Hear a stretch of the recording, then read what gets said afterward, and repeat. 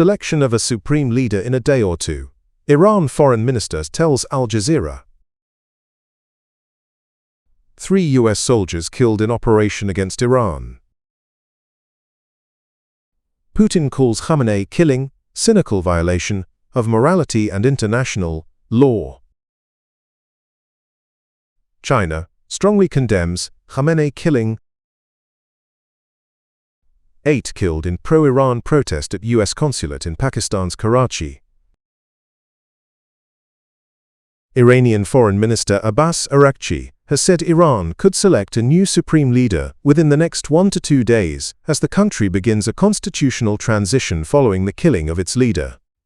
Speaking in an exclusive interview with Al Jazeera, Araghchi said a transition council has already been established in accordance with Iran's constitution. He said the council is composed of the president, the head of the judiciary, and a jurist from the Guardian Council, and will temporarily carry out the duties of the supreme leader.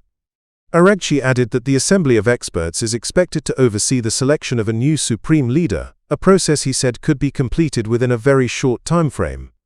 He said the transition was proceeding in line with Iran's legal system and constitution, stressing that state institutions remain fully functional. 3 U.S. service members have been killed and 5 others wounded during military operations against Iran, the Pentagon said on Sunday. The announcement marks the first confirmed American fatalities in the joint U.S.-Israeli campaign that resulted in the death of Iran's supreme leader, Ayatollah Ali Khamenei. The Pentagon said the deaths occurred during Operation Epic Fury, adding that several other personnel sustained minor injuries. U.S. officials said major combat operations remain ongoing.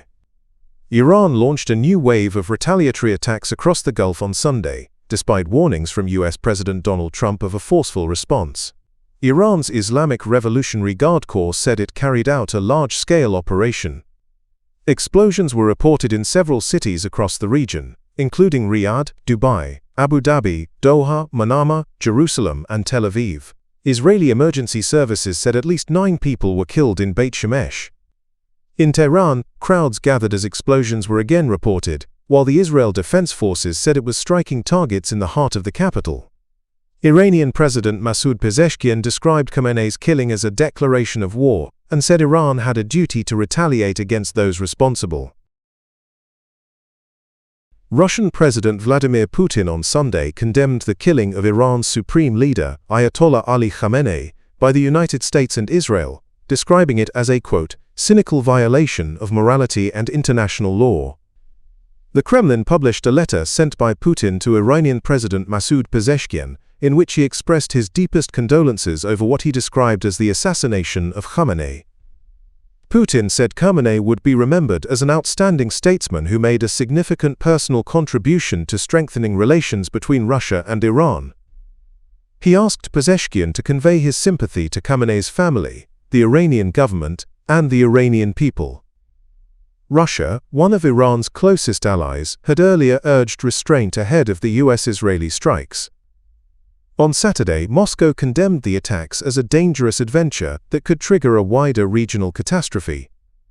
Also on Saturday, Russia's Foreign Minister Sergei Lavrov held a phone call with Iranian Foreign Minister Abbas Araghchi, according to the Russian Foreign Ministry, which said the conversation took place at Iran's request.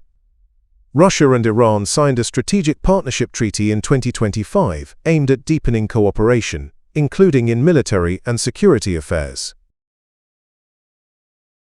China said on Sunday it strongly condemned the killing of Iran's supreme leader, Ayatollah Ali Khamenei, by the United States and Israel, calling for an immediate halt to military operations.